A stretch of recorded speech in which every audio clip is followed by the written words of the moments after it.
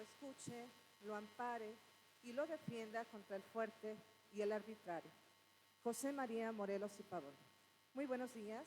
Damos a todas y todos ustedes la más cordial bienvenida a Un Día en la Corte, evento que la Suprema Corte de Justicia de la Nación, a través de la Casa de la Cultura Jurídica, ministro Felipe Tena Ramírez, en la ciudad de Morelia, Michoacán, ha organizado con la colaboración de la Universidad La Salle Morelia, así como la participación de la preparatoria del Colegio Salesiano Anáhuac, del Instituto Antonio Plancarte y de la Preparatoria Federal por Cooperación Melchor Ocampo.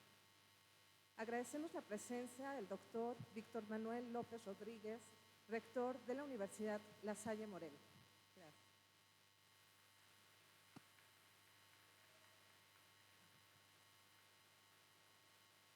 Igualmente agradecemos la presencia de la maestra Estrella Rocío López Maciel, directora de la Casa de la Cultura Jurídica, ministro Felipe Tena Ramírez de la Suprema Corte de Justicia de la Nación.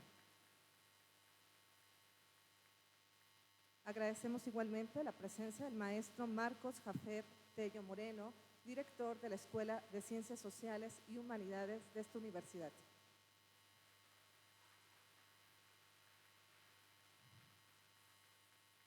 Igualmente agradecemos la presencia del maestro Luis Manuel Alejo Ramos, director de la Escuela Preparatoria de La Salle Morelia.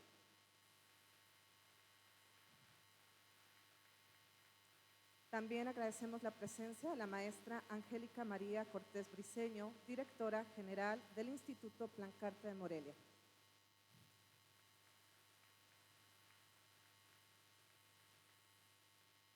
También agradecemos la presencia de la licenciada Carla Alejandra Contreras Álvarez, subdirectora de la Prefeco Melchor Ocampo.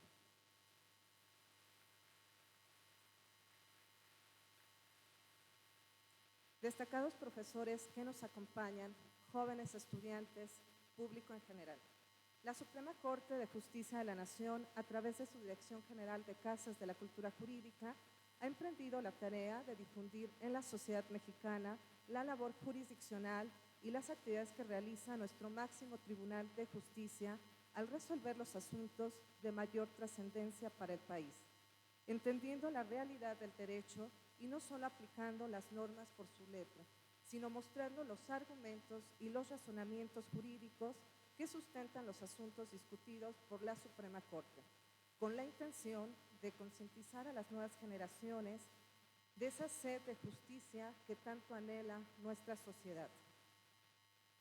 A continuación, cedo el uso de la voz al doctor Víctor Manuel López Rodríguez, rector de la Universidad La Salle Morelia, para dar un mensaje con motivo de la presente actividad.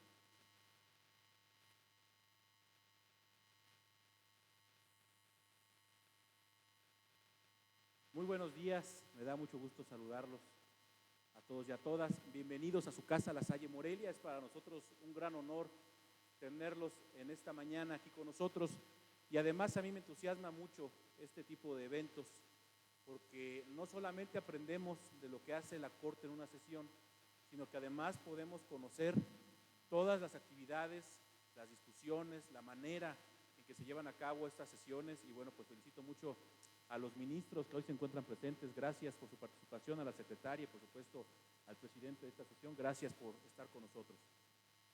Me dirijo con mucho cariño además también a los alumnos del Colegio Salesiano Anáhuac, del Colegio Antonio de Mendoza, por supuesto de la Prefeco Melchor Ocampo. Me da mucho gusto que estén aquí porque La Salle Morelia es su casa y siempre serán bienvenidos. Recuerden que son preparatorias aliadas, son preparatorias hermanas, que por supuesto tienen cabida siempre en La Salle, porque en La Salle se les quiere y se les quiere bien. Recuerden que en La Salle Morelia, bueno, pues tenemos becas preferenciales para todos ustedes y por supuesto cada vez que lo requieran aquí estaremos al pendiente de lo que ustedes necesiten. Decirles también que, bueno, hace algunos años yo estuve laborando en el Poder Judicial Federal, una institución que aún conserva y esperemos que siga conservando esa referencia, esa gran reputación que tiene el Poder Judicial Federal como la institución de impartición de justicia más importante en el país, y por supuesto también la propia Corte, que sigue siendo un referente para todas las actuaciones y referencias, valga la redundancia, de materia judicial. Bienvenidos a La Salle Morelia, insisto, tengan ustedes presente que somos una institución educativa que nos interesa que ustedes puedan seguir aprendiendo, preparándose, conociendo, por supuesto, estos ejercicios, gracias a los alumnos, a las alumnas de La Salle, también que están presentes de la preparatoria, de la Escuela de Derecho, y decirles finalmente que, bueno, pues yo también soy profesor, inicié como profesor en esta casa de estudios hace 15 años ya, impartiendo precisamente la materia de amparo.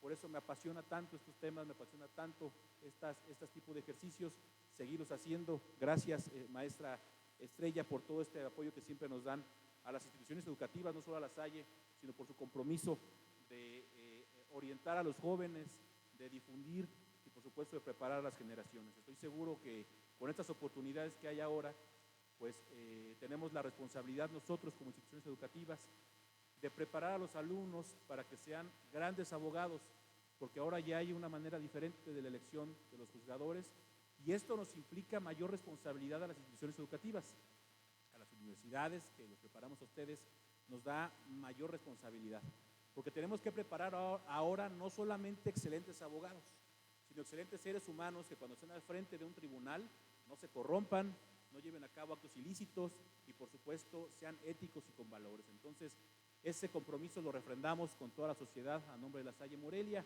y me da mucho gusto recibirlos en esta su casa, que sea de mucho provecho este ejercicio y felicidades a todas y a todos los que participan, que de verdad sea una gran jornada. Muchas felicidades, un aplauso para ustedes, bienvenidos a La Salle.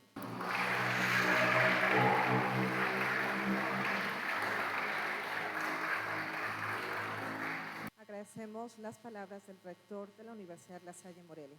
A continuación cedo el uso de la voz a la maestra Estrella Rocío López Maciel, directora de la Casa de la Cultura Jurídica, ministro Felipe Pena Ramírez, de la Suprema Corte de Justicia de la Nación, para dar un mensaje de apertura a un día en la Corte.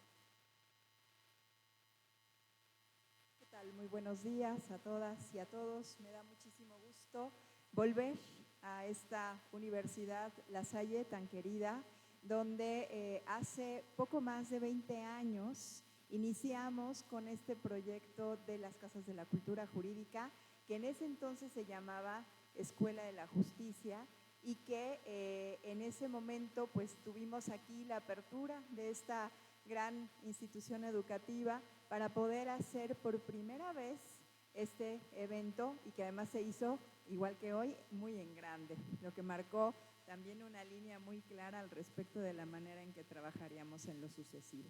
Así que gracias también a las instituciones participantes que se dieron la oportunidad y que dan la oportunidad a su alumnado para que puedan prepararse, para que puedan tener una experiencia que según lo que nosotras hemos vivido a lo largo de los años, aquí con la maestra Karina Vizcaíno, es que esto marca la vida de quienes participan. Así que felicito a las instituciones que están colaborando, que se permitieron darles la participación para que puedan hacer este ejercicio de reflexión, este ejercicio de aprendizaje, este ejercicio de mostrar también lo que han aprendido y además de todo, pues también de difundir de alguna manera el quehacer de la Suprema Corte.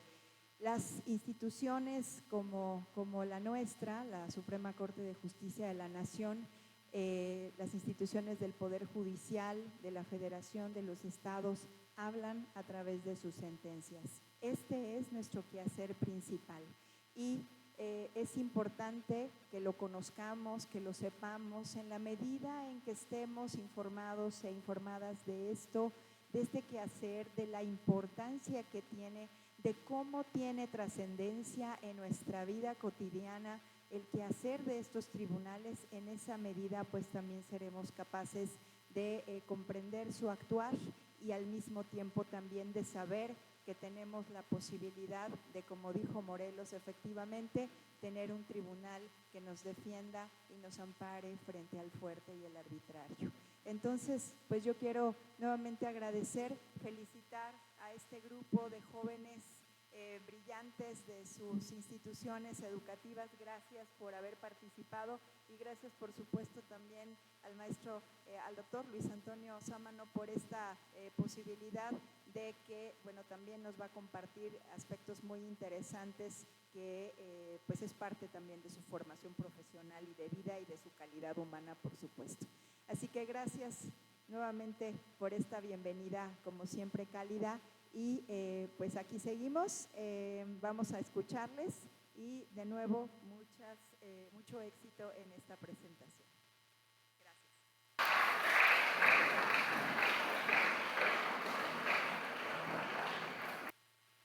Agradecemos las palabras de la maestra Estrella López Maciel, directora de la Casa de la Cultura Jurídica de Morelia, Michoacán.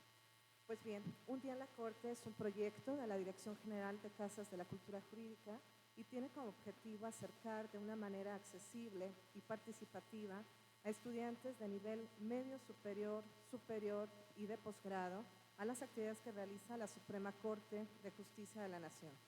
En el ejercicio que estamos por presenciar participan estudiantes de nivel preparatoria, fungiendo con el carácter de ministras, ministros, así como Secretaria General de Acuerdos de la Suprema Corte de Justicia de la Nación, quienes realizarán una representación de una sesión de pleno de nuestro máximo tribunal, acompañados de la participación en esta ocasión del maestro Luis Antonio Sámano Pita, de quien me voy a permitir dar lectura a su semblanza curricular.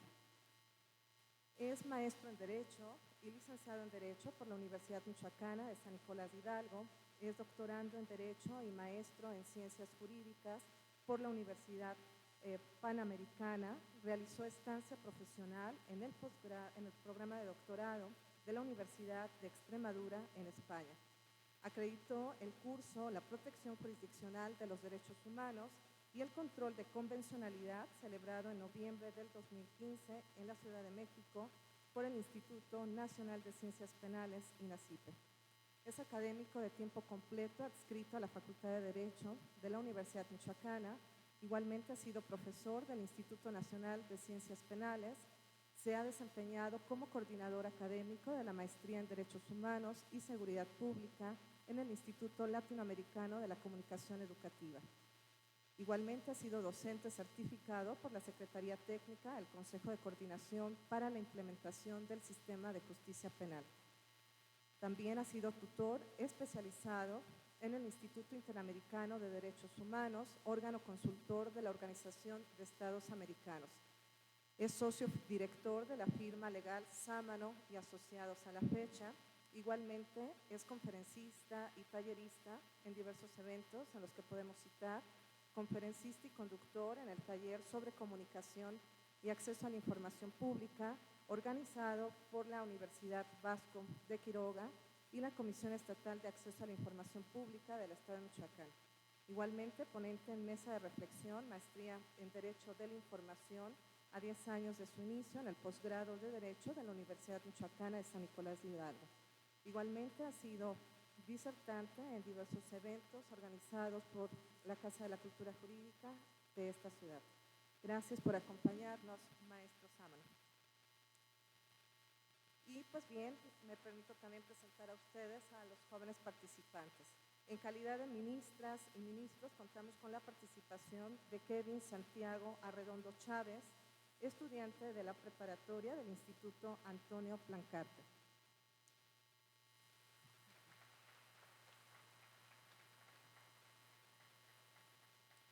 También contamos con la participación de Fátima de Abril Aviña Corona, estudiante de la preparatoria de la Universidad La Salle Morelia.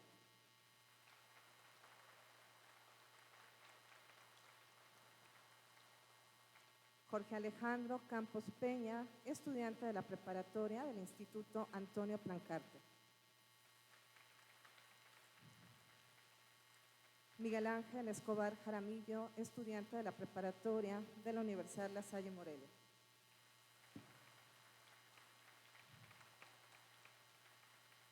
Emiliano Jaramillo Pérez, estudiante de la preparatoria del Colegio Salesiano Anáhuac.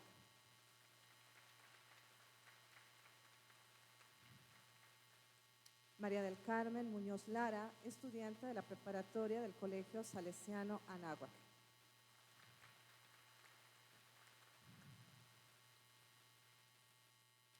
Cecilia Alejandra Vázquez Ixta, estudiante de la Preparatoria Federal por Cooperación Melchor Ocampo.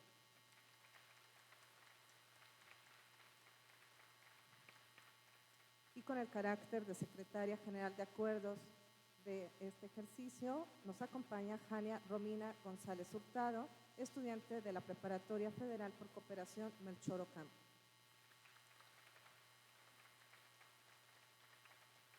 Pues bien, el tema que el Tribunal Pleno abordará el día de hoy es derechos de las personas de la diversidad sexual, asunto que se desprende del amparo directo en revisión 2806/2012, resuelto por la primera sala de la Suprema Corte de Justicia de la Nación. Sin mayor preámbulo, cedo la palabra al maestro Luis Antonio Sámano Pita en calidad de ministro presidente para iniciar esta representación de sesión de pleno. Se abre la sesión. Secretaria de Acuerdos, licenciada Jania Romina González Hurtado, sírvase tomar lista a los integrantes de este pleno para verificar que exista el quórum legal para el desarrollo de la sesión. Claro que sí, ministro presidente. Señora ministra María del Carmen Muñoz Lara. Presente. Señor ministro Emiliano Jaramillo Pérez. Presente. Señor ministro Kevin Santiago Arredondo Chávez. Presente. Señor ministro Jorge Alejandro Campos Peña. Presente. Señor ministro Miguel Ángel Escobar Jaramillo. Presente. Señora ministra Cecilia Alejandra Vázquez Ixta. Presente. Señora ministra Fátima de Abril Aviña Corona. Señor ministro presidente Luis Antonio Sámano Pita. Presente. Señor ministro presidente, le informo que existe quórum para sesionar. Secretaria General de Acuerdos, por favor, denos cuenta con los asuntos del orden del día. Con su permiso, señor ministro presidente. Sesión pública ordinaria del Pleno de la Suprema Corte de Justicia de la Nación, celebrada el día miércoles 4 de junio del 2025. Se somete a su consideración el proyecto relativo a la resolución del amparo directo en revisión 2806-2012. Para contextualizar el caso que nos ocupa, me permito señalar las siguientes antecedentes.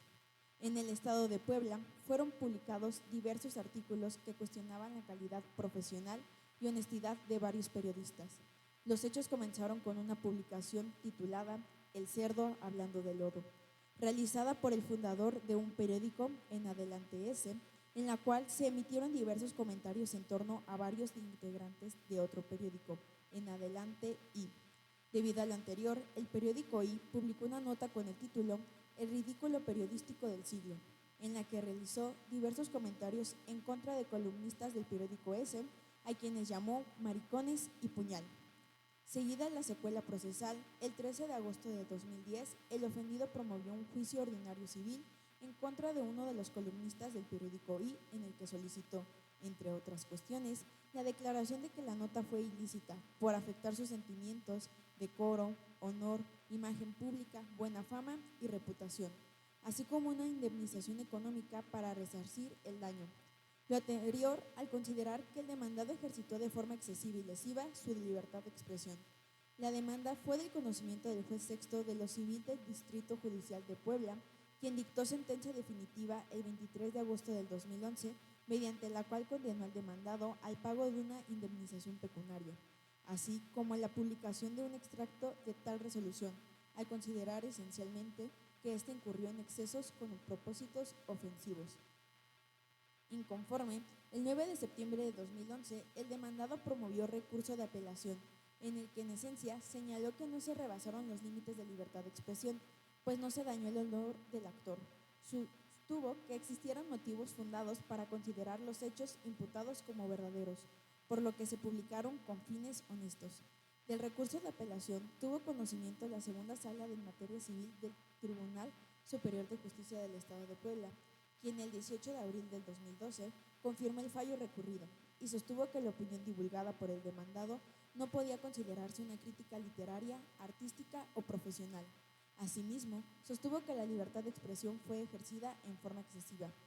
En consecuencia, el demandado promovió juicio de amparo, mediante escrito presentado el 23 de mayo de 2012, en el que en esencia argumentó lo siguiente: que la autoridad responsable pasó por alto que la fracción primera del artículo primero de la Ley sobre Delitos de Imprenta fue derogada.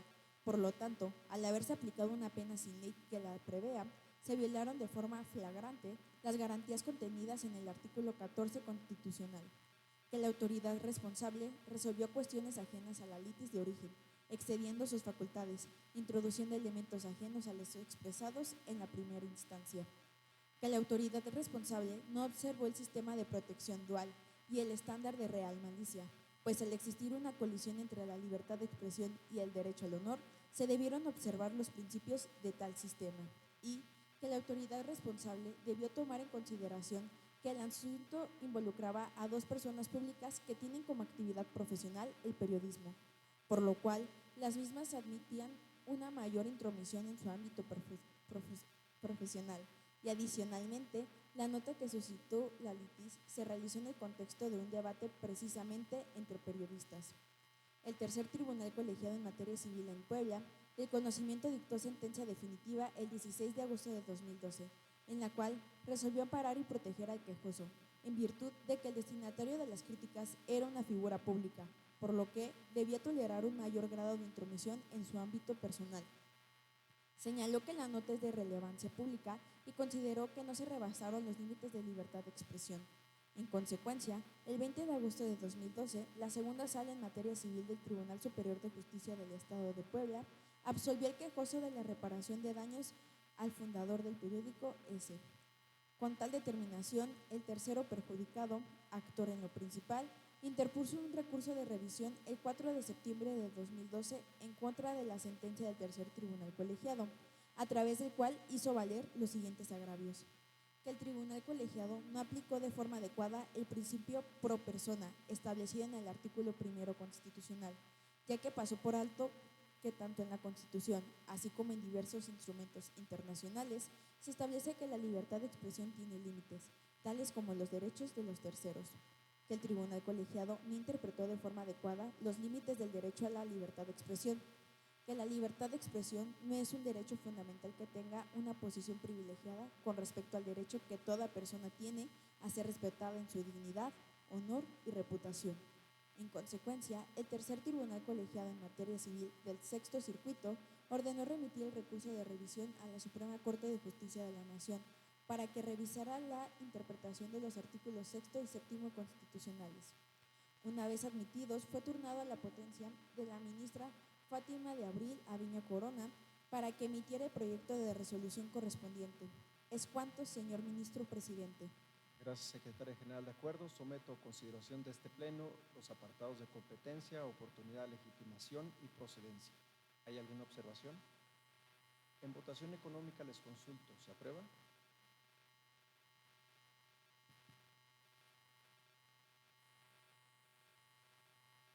Señora ministra Fátima de Abril Aviña Corona, tiene usted la palabra para presentar el estudio de fondo del proyecto.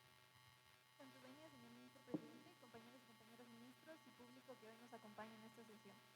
Me permito poner a su consideración el presente proyecto de resolución basado en los siguientes razonamientos de fondo. En primer lugar, hemos de señalar que la autoridad responsable debió advertir que los comentarios que han dado lugar a abrir el debate en el sentido de determinar si constituye o no un discurso discriminatorio y homofóbico. Del análisis realizado al caso, se deduce que estas expresiones no van encaminadas a hacer un insulto o una agresión en contra de la comunidad LGBTQ+, sino que más bien se trata de connotaciones que se emplean dentro de los comentarios populares, por lo que su empleo se considera que no atenta contra un grupo social determinado, sino de intereses duales entre dos medios de comunicación periodísticos,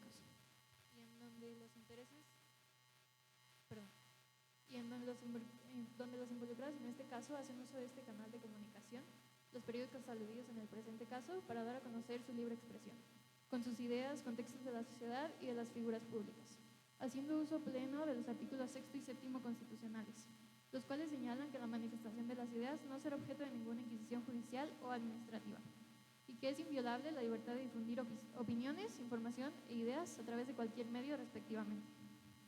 Por tanto, hemos de tener presente, señores y señoras ministros, que no estamos en el supuesto de un comentario que agreda o lesione a la comunidad LGBTQ+. Por lo tanto, más bien nos encontramos ante un caso en el que se encuentran involucradas dos personas públicas, que tienen como actividad profesional el periodismo, por lo cual las mismas admiten una mayor intromisión en su ámbito personal y se hace en el contexto de un debate entre periodistas, no tanto entre personas integrantes de la comunidad LGBTQ+. Por otra parte, hemos de tener presente que el Tribunal Colegiado en Materia Civil en Puebla, del Conocimiento, dictó sentencia en la cual se resolvió amparar y proteger al quejoso, en virtud de que el destinatario de las críticas era una figura pública, estando de acuerdo en que se debe ser más tolerante al grado de intromisión en su ámbito personal, por ser la nota periodística de relevancia pública y se considera que no se rebasaron los límites de la libre expresión, pues de conformidad con el artículo 1 constitucional, que reconoce el principio pro persona, en correlación con el artículo 6 y 7 que consagran el derecho a la libertad de expresión, podemos concluir que los comentarios vertidos no rebasan los límites de este derecho y, por lo tanto, no se puede atribuir un daño propio a un sector social de la comunidad LGBTQ+. Por tanto, considero que no hay lugar a amparar al recurrente y más bien corresponde confirmar la sentencia recurrida, toda vez que no se advierte la presencia de un discurso homofóbico como lo alega el recurrente. Es cuanto, señor ministro presidente. Muchas gracias, señora ministra. Señoras y señores ministros, está a su consideración el proyecto de sentencia que nos presenta la ministra Fátima de Abril Aviña Corona. Los que gusten manifestar su postura, por favor, háganlo saber levantando su mano para realizar la lista de participación. Según el orden de participación que tengo anotado, en este momento cedo la palabra para que manifieste su postura al señor ministro Kevin Santiago Arredondo Chávez. Con su venia, señor ministro presidente. Buenos días, ministras, ministros, profesores y público en general.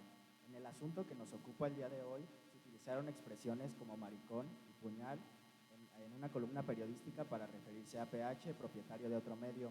Si bien las expresiones utilizadas fueron desafortunadas y ofensivas, a mi parecer no debería de considerarse como un discurso homofóbico en el sentido jurídico estricto, puesto que la intención del columnista no fue ofender a la comunidad LGBT, sino más bien un exceso verbal en el marco de un conflicto entre dos periodistas, por lo cual debe analizarse bajo el principio de tolerancia al debate entre personas con proyección pública. Ahora bien, en atención a la naturaleza del conflicto, en los sistemas democráticos la libertad de expresión adquiere una dimensión reforzada cuando se trata de debates públicos entre personajes con proyección mediática. La Suprema Corte de Justicia de la Nación y la Corte Interamericana de Derechos Humanos en su artículo 13 establece que las personas con proyección pública o mediática deben tolerar cierto grado de burla, crítica o lenguaje provocativo debido a las actividades de interés público que desempeñan. En este caso, las expresiones vertidas, aunque ofensivas, formaban parte de un conflicto personal y profesional y no de un discurso público que pretendiera afectar a la comunidad LGBT, por lo cual es importante entender el contexto, ya que se trató de una columna editorial, no un mitin ni una campaña de odio. Ahora bien, en cuanto al lenguaje ofensivo o de odio, no toda expresión hiriente constituye un discurso de odio. La Corte Interamericana establece que para que exista este tipo de discurso debe tener ciertos elementos adicionales, que sea público, sistemático, incita a la violencia o a la discriminación en contra de un grupo históricamente oprimido. En este caso, la intención del columnista no fue promover hostilidad hacia las personas LGBTQ y más, sin insultar directamente a otra figura pública con la que sostenía una rivalidad. Esto puede considerarse como un uso desafortunado del lenguaje, pero no necesariamente como un acto de discriminación estructural ni de incitación al odio.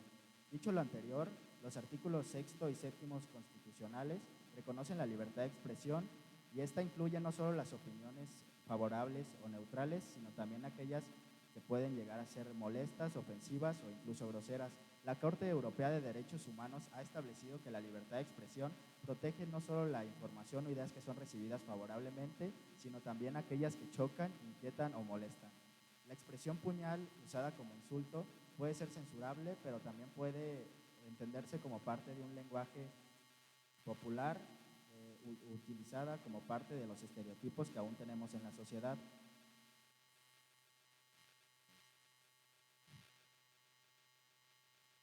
Aunque se trata de un estereotipo negativo, la solución no es la penalización automática, sino la desaprobación social progresiva. Por lo cual considero que No se acreditó que las expresiones hayan causado un daño estructural a la comunidad LGBT ni que hayan tenido repercusiones fuera del ámbito del conflicto personal. Para calificar una expresión como discurso de odio debe analizarse si se generó algún efecto de exclusión, intimidación o violencia hacia el grupo vulnerado, cosa que no ocurrió. En conclusión, por lo anteriormente expuesto, las expresiones de este caso, aunque ofensivas e inadecuadas, pueden considerarse más bien como un exceso personal en el ejercicio de la libertad de expresión, más que como un discurso homofóbico estructural, de tal forma que no existió intención de incitar al odio colectivo ni se generó un daño a la comunidad LGBTQ y más como grupo. De esta manera, el conflicto fue entre dos figuras públicas en el marco de un debate periodístico, lo que obliga a tener una lectura contextual, jurídica y proporcional del lenguaje utilizado. Por lo tanto, penalizar o etiquetar automáticamente como discurso de odio cualquier expresión que use estereotipos puede conducir a un uso punitivo de la censura, debilitando los principios democráticos de libertad de opinión. Es cuanto, señor ministro presidente. Gracias, señor ministro. En este mismo orden de ideas cedo el uso de la voz al señor ministro Miguel Ángel Escobar Jaramillo. Señor ministro presidente, me pronuncio a favor del proyecto, debido a que para entender en su totalidad este caso hay que analizar el contexto en el que fue dada la situación, dado a que no fue un anuncio el cual vaya dirigido hacia un grupo en específico, sino que únicamente fue hacia el otro periódico, el cual estaba teniendo un debate a la misma posición que el acusado. Por lo tanto, apoyado por el artículo 1 de la Constitucional y de los tratados que México ha firmado de manera internacional, podemos darnos cuenta de que para que sea calificado como un ataque tiene que tener un factor el cual se llama real malicia, el cual implica que tenga una completa intención de afectar a ese grupo o afectar a una persona, el cual tiene que ser revisado por una revisión escrita, en la cual no se encontró ningún antecedente el cual implique un ataque hacia un grupo vulnerable. También podemos encontrar en los artículos 6 y 7, como anteriormente comentó el ministro Kevin Santiago,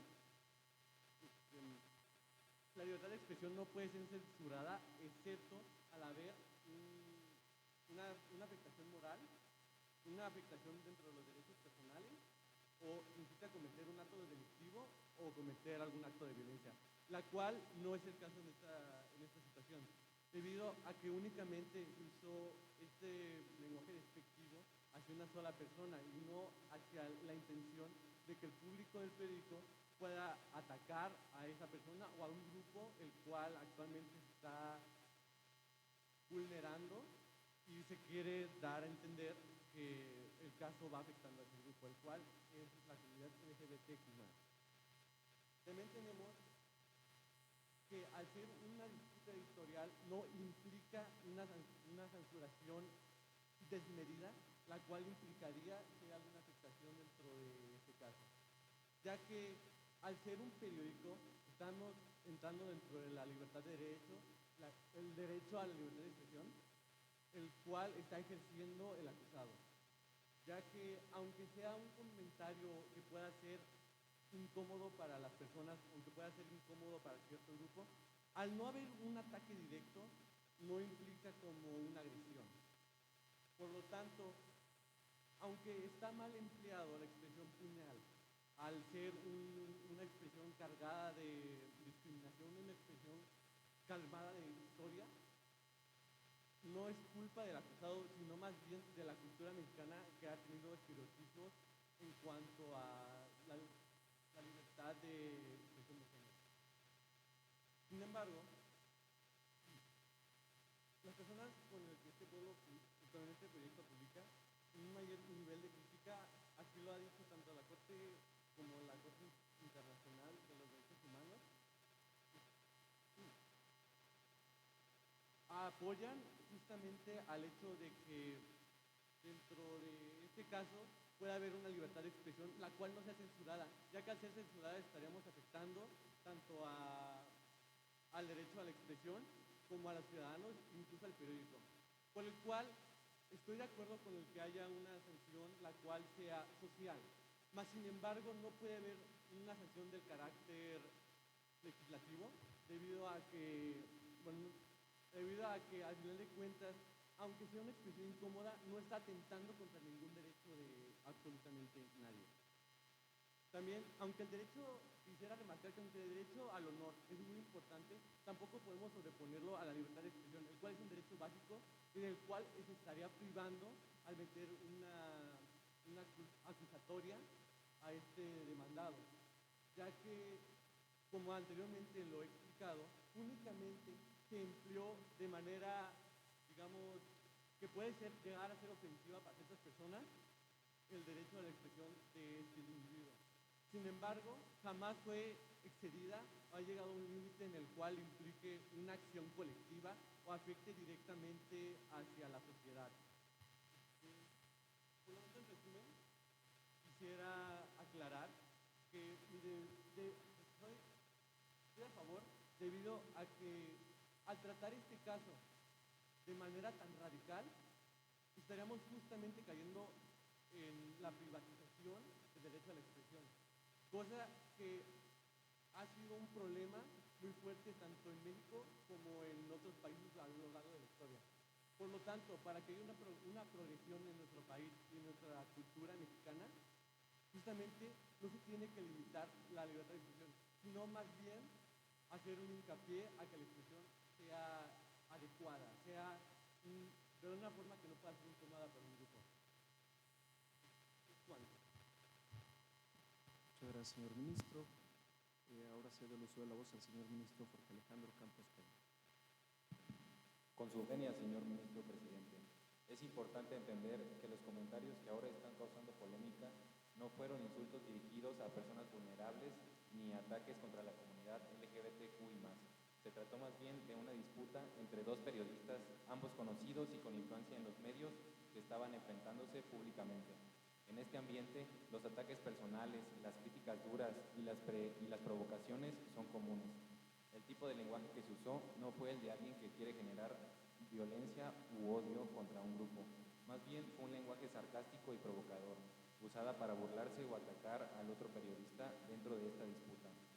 Ambos tenían el mismo poder para responder, así que no había una desigualdad entre ellos, ni una intención clara de hacer menos a un grupo vulnerable. Palabras como puñal o maricones que se usaron en la columna son sin duda palabras polémicas y que pueden ofender, pero es importante diferenciar entre expresiones de mal gusto y aquellas que realmente buscan hacer daño o discriminar. En este caso, estas palabras que se usaron como parte de un lenguaje coloquial no fueron con intención de discriminar. En México, muchas expresiones populares pueden ser ofensivas dependiendo del contexto, pero también se usan en la vida cotidiana sin intención de discriminar, sino criticar duramente de forma personal a otro periodista dentro de una discusión editorial. Por eso, si no se toma en cuenta el contexto, la intención y el propósito del mensaje, se corre el riesgo de malinterpretar el contenido como discriminatorio, y eso podría llevarnos a castigar el uso de ciertas expresiones culturales. Es muy importante combatir la discriminación y proteger a los grupos vulnerables, pero también hay que tener cuidado con no confundir cualquier comentario provocador con discurso de odio. En conclusión, si bien las expresiones vertidas en la columna pueden considerarse excesivas, de mal gusto y ajenas a la ética periodística, ello no las convierte automáticamente en discurso homofóbico. El contexto profesional, la finalidad del mensaje, el uso coloquial del mismo y la falta de intención discriminatoria indican que estamos ante un abuso de derecho a la libertad de expresión, pero no ante una infracción constitucional por homofobia o discurso de odio. La protección de la dignidad de las personas y la lucha contra la discriminación no debe hacerse a costa de sacrificar el pluralismo, la crítica y la libertad del lenguaje en el debate público. Es necesario distinguir entre lo que es socialmente reprobable y lo que jurídicamente constituye un acto de discriminación. En este caso considero que el exceso de libertad de expresión no alcanzó un discurso homofóbico, fue en cambio una expresión desafortunada dentro de un contexto polémico que debe ser resuelto en el plano ético y profesional. Es cuanto, señor ministro presidente. Gracias por su participación, señor ministro. Ahora cedo el uso de la voz al señor ministro Emiliano Jaramillo Pérez. Con su venia, señor ministro presidente. Buenos días, compañeras ministras y compañeros ministros. Me permito poner sobre la mesa de discusión los argumentos sobre los que descansa mi postura en este asunto. En primer lugar, al insultar, el periodista ENQ no mencionó ni hizo referencia en ningún momento a ninguna comunidad en específico. Únicamente realizó ciertas declaraciones junto a insultos para agraviar a APH, lo cual no tendría por qué clasificarse como discurso de odio hacia una comunidad como la LGBTQ+, pues fue únicamente contra este periodista en particular. Además, la clasificación de un discurso de odio es muy ambigua, pues estos insultos se usan de manera coloquial y pueden tener diversos significados, ya sea miedoso o cobarde. Entonces, por lo tanto, al categorizarlos como discurso de odio contra la comunidad LGBTQ+, se está adoptando una interpretación subjetiva y no un hecho probado, lo cual nos hace cuestionarnos cuál fue la verdadera intención del periodista ENQ. Esto nos lleva al siguiente punto. Declarar que estas palabras son un discurso de odio puede terminar reforzando ciertos estereotipos de los cuales esta comunidad ha sufrido durante cierto tiempo. Equiparar cualquier expresión ofensiva como discriminatoria termina estigmatizando la expresión como dirigida a ciertos grupos vulnerables, lo cual es, desde mi consideración, una interpretación errónea. Desde un punto de vista constitucional, la libertad de expresión se encuentra protegida por los artículos 6 y 7 de nuestra Carta Magna. El artículo 6 reconoce que la manifestación de ideas no será objeto de ninguna inquisición judicial o administrativa, salvo que ataque la moral, los derechos de terceros, provoque algún delito o perturbe el orden público. En este caso, si bien las expresiones utilizadas por ENQ son ofensivas, no se acredita que constituyan un ataque directo a un grupo en específico, ni que configuren discriminación por orientación sexual, por lo que su penalización en términos de discurso de odio sería desproporcionada y contrataría al principio de libertad de expresión consagrado en el citado artículo. Por su parte, el artículo 7 establece que es inviolable la libertad de difundir opiniones, información, ideas a través de cualquier medio, siempre que no afecten los límites establecidos por la ley. En este caso, considero que los dichos de ENQ rebasaron esos límites al vulnerar el honor del periodista APH, pero no lo hicieron en términos de incitación al odio o discriminación generalizada. Por lo tanto, la sanción que corresponde es la que resarce la afectación del derecho al honor del individuo, no la que equipara sus expresiones a un discurso de odio hacia una colectividad. Ahora bien, ¿cómo afectó moralmente a la víctima? El sujeto APH sostiene que su honor fue vulnerado cuando fue insultado y se tomaron estos insultos como discurso de odio. Esto resulta ambiguo, pues al declarar que dañó su honor, no especifica de qué manera ni cómo, aunque en los términos ofensivos y socialmente reprobables, no se acreditó que APH ni los periodistas mencionados sean homosexuales, por lo tanto no hay discriminación por orientación sexual.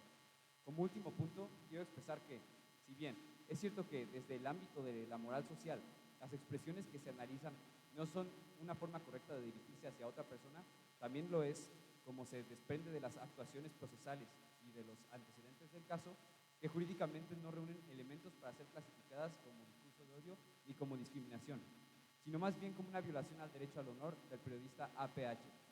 Esto resulta así en sentencia justa de acuerdo con el acontecido y conforme al marco constitucional de los artículos 6 y 7. En conclusión del análisis que deriva de este proyecto de resolución, manifiesto encontrarme a favor del proyecto de resolución que nos presenta nuestra ministra Fátima Abril Aviña Corona. Es cuanto, señor presidente. Muchas gracias por su participación, señor ministro. En el orden del listado, cedo el uso de la voz a la señora ministra María del Carmen Muñoz Lara. Con su venia, señor ministro presidente. Buenos días a todos los presentes. A continuación daré inicio al análisis del caso contenido en el amparo directo en revisión 2806-2002, el cual ha dado pie a la relevante reflexión en torno a los límites de la libertad de expresión, el derecho al honor y la prohibición de la discriminación en el contexto del debate público. Si bien la mayoría de la primera sala de la Suprema Corte de Justicia de la Nación consideró que ciertas expresiones contenidas en la columna impugnada constituyen un discurso homófobo, excluido de la protección constitucional, existen sólidos argumentos para sostener que dicha clasificación es excesiva y que el caso en su fondo no se refiere a un discurso de odio contra la comunidad LGBTQI+, sino a un uso desproporcionado de los artículos 1, 6 y 7 constitucionales. Como segundo argumento tenemos el contexto y los sujetos del discurso, ya que tanto el emisor como el receptor del discurso eran figuras públicas vinculadas a medios ampliamente masivos de difusión, lo cual impone un mayor umbral de tolerancia frente a las críticas, aun si estas son incómodas, molestas o incluso ofensivas. A pesar de ello, la mayoría de la sala optó por descontextualizar la columna, enfocando su análisis exclusivamente en dos expresiones, maricones y puñal, sin considerar la integralidad del texto ni el tono general del debate. Tal fragmentación analítica impide reconocer que el artículo constitucionado, un ejemplo de discurso mordaz y sarcástico dentro del género periodístico de opinión, dirigido a desacreditar la calidad profesional de los periodistas del medio contrario y no a estigmatizar a un grupo históricamente discriminado. Como tercer argumento, tenemos la inexistencia de elementos suficientes para configurar un discurso de odio. Un discurso de odio lo podemos tomar como aquel que promueve la violencia, la hostilidad o discriminación hacia un grupo exclusivo de personas, en este caso, el grupo o comunidad LGBTQI+, el cual exige un análisis estricto. La Corte Interamericana y el Tribunal Europeo han sido enfáticos en distinguir entre expresiones ofensivas y aquellas que incitan al odio o la violencia, el cual no es el caso. En el presente caso, no se acredita que el objetivo del columnista haya sido incitar al odio hacia las personas homosexuales, ni que exista una relación clase entre las expresiones impugnadas y un intento de exclusión o estigmatización de la comunidad. No se demuestra que el quejoso pertenezca a dicha comunidad, ni que haya existido una intención de atacarla como tal. Por lo tanto, atribuirle al artículo la carga de un discurso de odio es jurídicamente insostenible. Como cuarto argumento está el uso excesivo de los artículos 1, 6 y 7 constitucionales. El artículo 1 constitucional, en su vertiente de prohibición de discriminación, debe interpretarse conforme a estándares de racionalidad y proporcionalidad. Aplicarlo en este caso para restringir el contenido de un artículo de opinión, publicado en el contexto de un debate entre figuras públicas, es una utilización expansiva e indebida del principio pro persona, que termina por vaciar de contenido la libertad de expresión. Asimismo, los artículos 6 y 7 de la Constitución protegen la libre manifestación de ideas y solo admiten límites en casos excepcionales. La mayoría de la sala identificó ciertas expresiones como vejatorias, pero sin acreditar que hayan sido innecesarias, desproporcionadas o carentes de interés público. Al contrario, el discurso se dio en un entorno de crítica a la gestión editorial y profesional, en un medio de comunicación masivo, lo cual es de alta relevancia democrática y por ende sujeto a un estándar de protección reforzado. En conclusión, considerar que el artículo impugnado constituye un discurso de odio hacia la comunidad LGBTQI+, implica una sobreextensión del marco constitucional que transforma la libertad de expresión en un derecho condicionado al gusto y sensibilidad de los receptores. El presente caso debió resolverse a partir de un análisis integral del contexto, los sujetos involucrados y la naturaleza del discurso. Al no haberse acreditado que las expresiones vertidas tuvieran como objetivo menoscabar derechos de un grupo históricamente discriminado, su calificación como discurso homófobo resulta equivocada. En realidad, lo que se presenta es una aplicación desmesurada de normas constitucionales. Es cuanto, señor ministro presidente. Muchas gracias por su participación, señora ministra. Ahora, en este mismo orden, cedo el uso de la voz a la señora ministra Cecilia Alejandra Vázquez Ixta. Con su venia, señor ministro presidente. Muy buenos días, compañeros y compañeras ministros de este pleno, así como el público que hoy nos acompaña. Me permito emitir este voto concurrente a favor del proyecto con reflexiones que considero esenciales para comprender adecuadamente el contexto del caso. En primer lugar, no se trató de un escenario con una sola víctima y un solo agresor.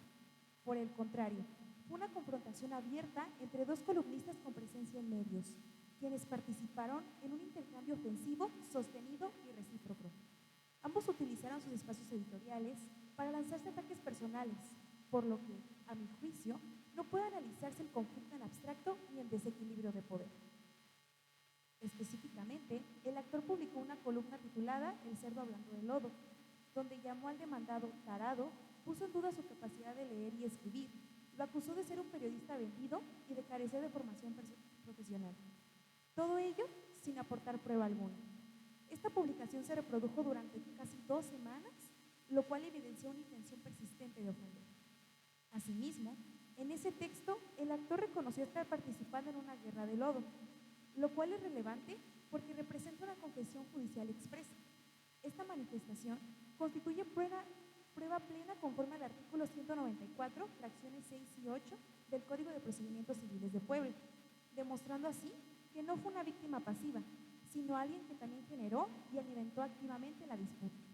Por otro lado, la respuesta del demandado en su columna titulada El ridículo periodístico del siglo fue sin duda ofensiva, con expresiones reprobables desde una perspectiva ética. No obstante, deben analizarse en su contexto, una disputa entre iguales con capacidad de réplica.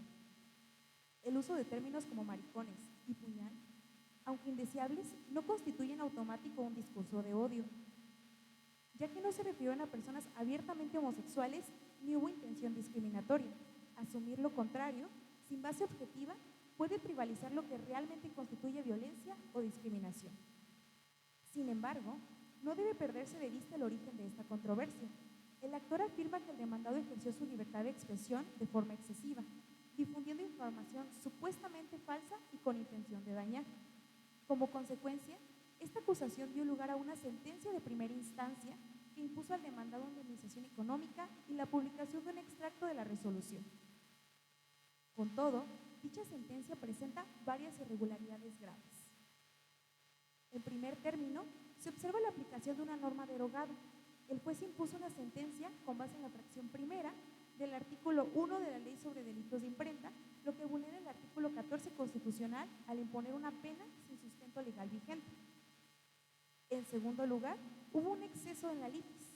Se resolvió sobre un supuesto abuso en la libertad de expresión que no fue planteado por el actor, lo cual excede los límites de juicio y afecta el debido proceso. Lo anterior contraviene el artículo 352 del Código de Procedimientos Civiles de Puebla, que establece que la sentencia debe ceñirse estrictamente a las acciones y excepciones formuladas por las partes en el proceso. En tercer lugar, se dio una valoración indebida de las pruebas.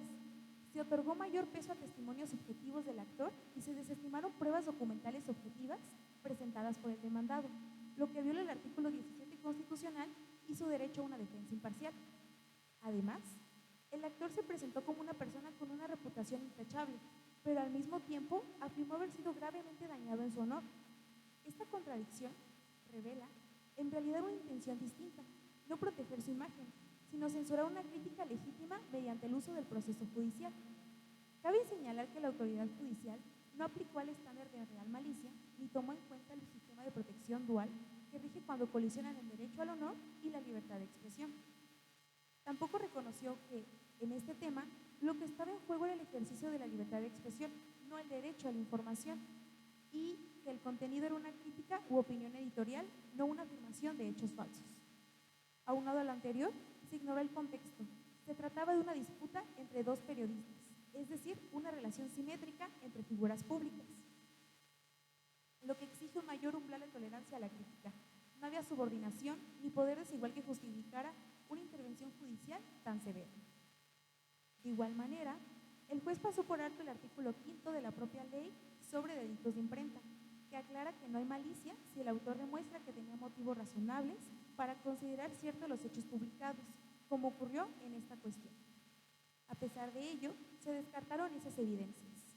Esto resulta particularmente preocupante, dado que el presente asunto se refiere a una crítica editorial en el marco de un debate público, lo cual está protegido por los preceptos sexto y séptimo de la Constitución, así como por el artículo 13 de la Convención Americana sobre los Derechos Humanos.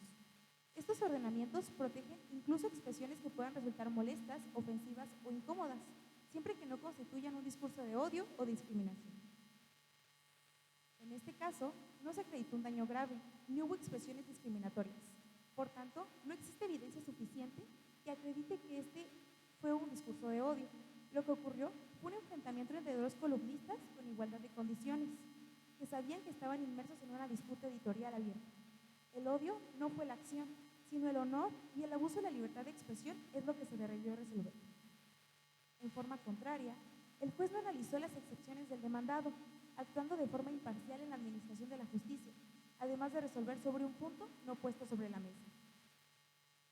En consecuencia, la actuación judicial fue desproporcionada y contraria al marco constitucional interamericano. El derecho al honor merece protección, sí, pero no a costa de la libertad de expresión. Esta última es pilar de la democracia y debe prevalecer en casos donde no exista una afección real o injustificada.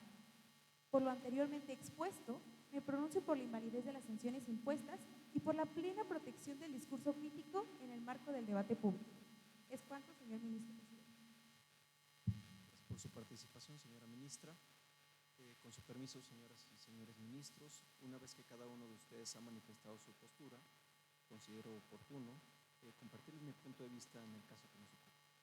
Si bien de algunas participaciones de los ministros y ministras que emitieron su postura se señalan algunas cuestiones relacionadas con el discurso de odio hacia un grupo social como lo es la comunidad LGBT, en mi consideración no es así, ya que el señalamiento es directo y específico a una persona a la que se le llamó maricón y puñal, con la intención de denostar y desvalorar la reputación de esta persona. Aún más, en mi punto de vista se configura la doctrina conocida como la real malicia o malicia efectiva, la cual se traduce en la imposición de sanciones civiles exclusivamente en aquellos casos en que existe información falsa. En el caso del derecho a la información o que haya sido producida con real malicia. Dicha doctrina ha sido incorporada al ordenamiento jurídico mexicano y se aborda de manera amplia en el caso Herrera Ulloa contra Costa Rica y en el caso Quimel contra Argentina, ambos tramitados y resueltos por la Corte Interamericana de Derechos Humanos, lo cual es de explorado derecho que la jurisprudencia de este tribunal internacional puede ser utilizada en los criterios de esta Corte Nacional como criterio orientador. De igual manera, me parece que existe un uso abusivo o excesivo del derecho a la información en su facultad de difundir, ya que no era necesario denostar a una persona públicamente y afectar su reputación en público, dado que en personas que tienen una vida pública, su reputación y prestigio son valores que les permiten influir de manera positiva en otras personas, por lo que al ser denostadas y menospreciadas públicamente es posible advertir un descrédito social, por lo que pudiera existir entre ellas otras medidas, como el pago de indemnización que compense este descrédito social. Por tal motivo me pronuncio en contra del proyecto. Es cuanto, compañeros ministros. ¿Algún otro comentario, señoras ministros y ministros?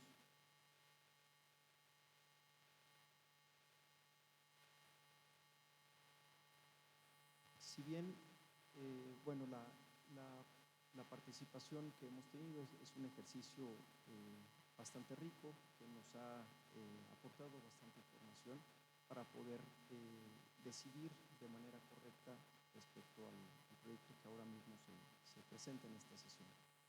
En este caso, y una vez agotadas las participaciones, considero que estamos en condiciones de deliberar. Le pido tome la votación a la Secretaria General.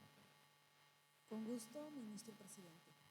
Señor ministro Kevin Santiago Arredondo Chávez. A favor. Señora ministra Fátima de Abril Aviña Corona.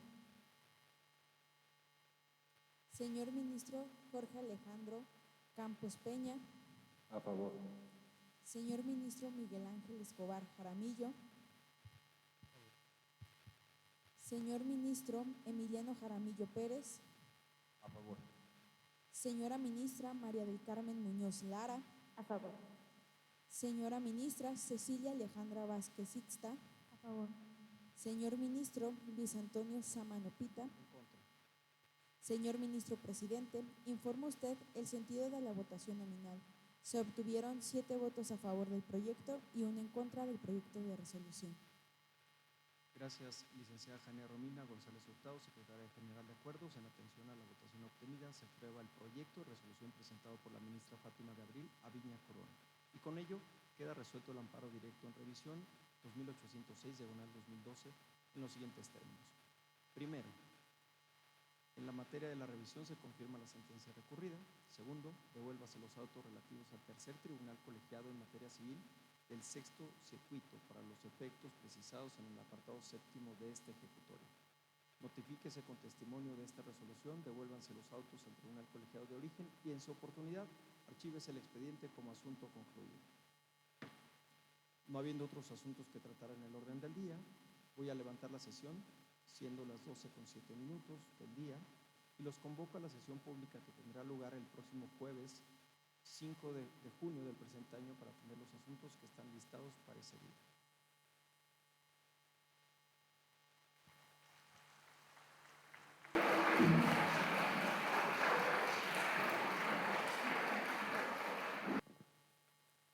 Pues muchas felicidades a los participantes de Un Día en la Corte. Hoy hemos sido testigos de cómo se puede y debe abordar el debate de un tema como el que hoy nos ocupa, de forma ordenada, con respeto, tolerancia y seriedad, como presupuestos indispensables para la resolución de cualquier asunto, pudiendo advertir la capacidad argumentativa de las y los participantes en este ejercicio.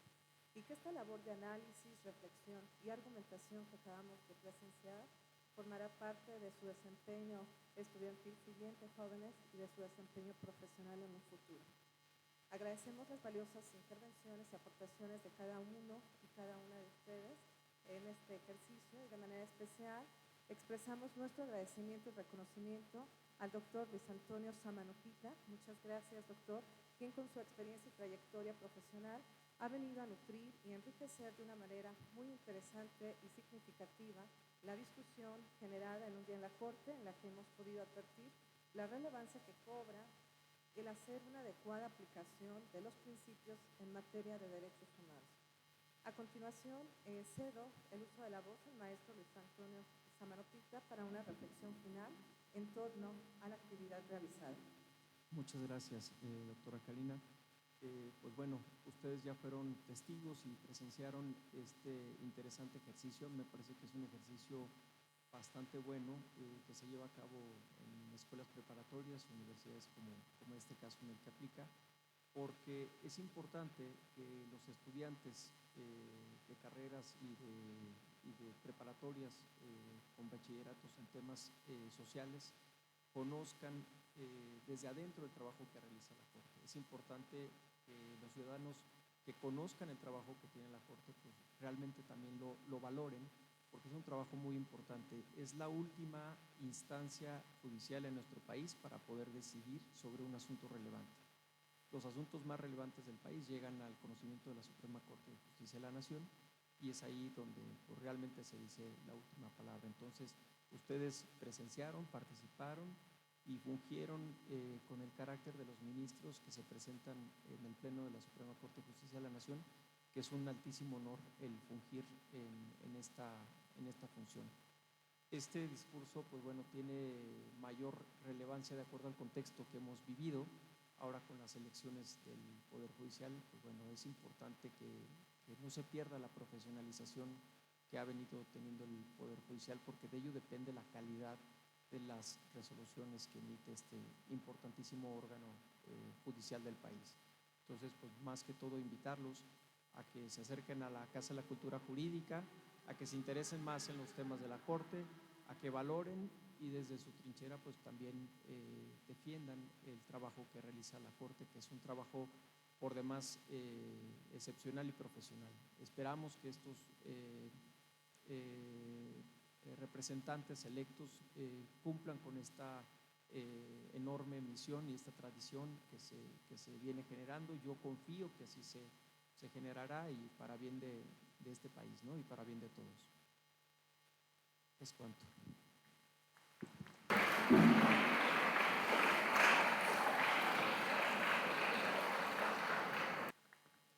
A continuación procederemos a hacer la entrega de los reconocimientos por su participación en Un Día en la Corte, para lo cual pedimos nos acompañen al frente la maestra Estrella de Rocío López Maciel y el maestro Marcos Jafet Peña Moreno. Muchas gracias.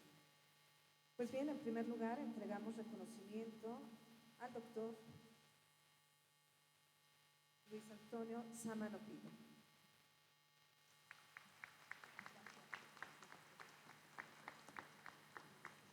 Igualmente entregamos constancia de participación en este evento a Kevin Santiago Arredondo Chávez.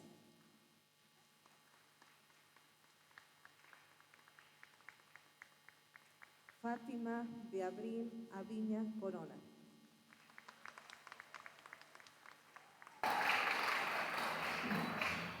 Jorge Alejandro Campos Peña,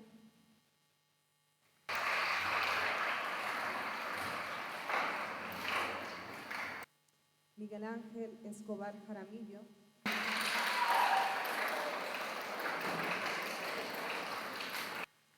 Jania Romina González Hurtado,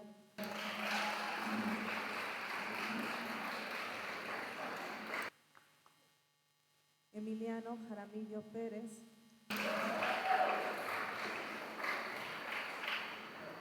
María del Carmen Muñoz Lara,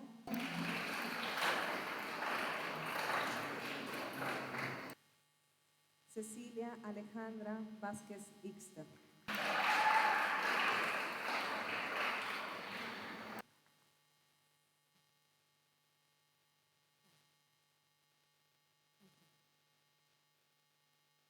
Pues nuevamente muchas felicidades a cada una y cada uno de ustedes y sin lugar a dudas que el Poder Judicial de la Federación tiene un compromiso muy claro y muy definido por los derechos humanos. Y este compromiso con los derechos humanos no se traduce solamente en el dictado de sus sentencias, sino en su cercanía con la ciudadanía. Un Poder Judicial que se muestra abierto, que interactúa, que dialoga y que pretende sentar las bases para que tengamos un mejor país más justo, más igualitario.